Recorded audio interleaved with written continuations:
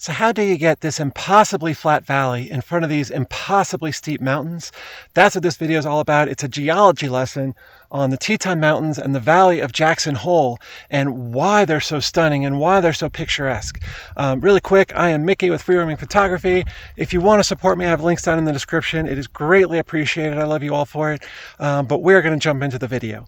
So the Teton Mountains are one of the youngest mountain ranges in the world.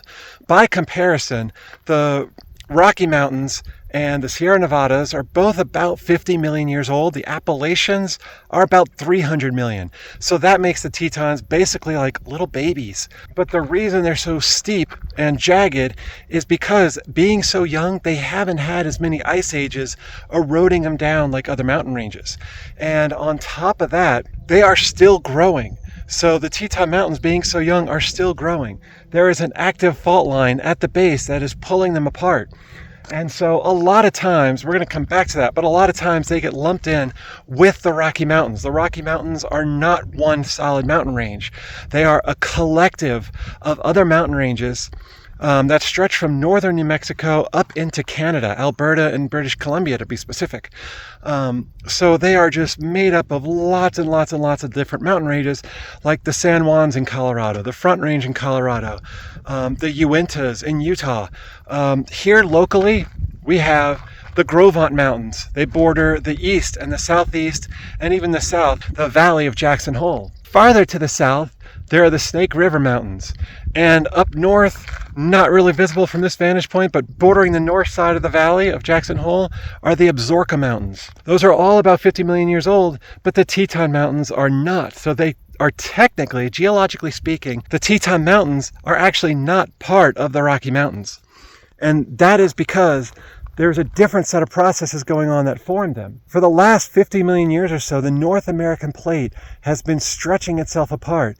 And if you look at a topographic map of like Nevada or the western US, you see a bunch of little isolated mountain ranges spread across western Utah and Nevada. And that is because of that North American plate stretching across. It's pulled up mountain ranges as it's tried to pull itself apart. So along a normal fault like the Tetons are a part of, what's going to happen is that plate is going to try and stretch itself apart. And as one side tries to stick together to the other, one side is inevitably going to go up, the other side is inevitably going to go down. And so that is what is happening with the Tetons.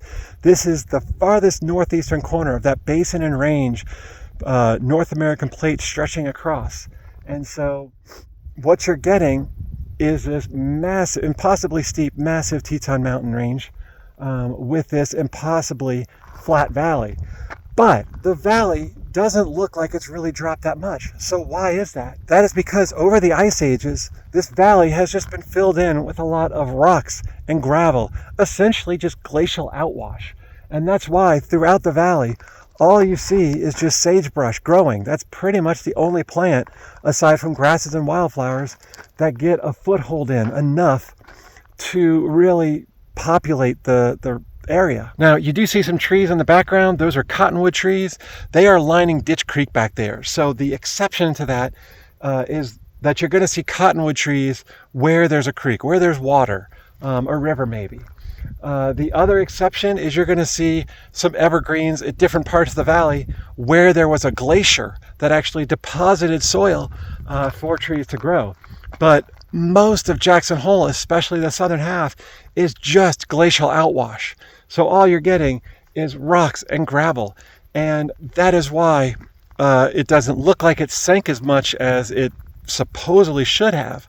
But Mount Moran is this flat top one right back here, and I am going to try and find it accurately. There it is right there. That is Mount Moran. Yeah, that is Mount Moran. I'm trying to see in the reflection, making sure I got the right one.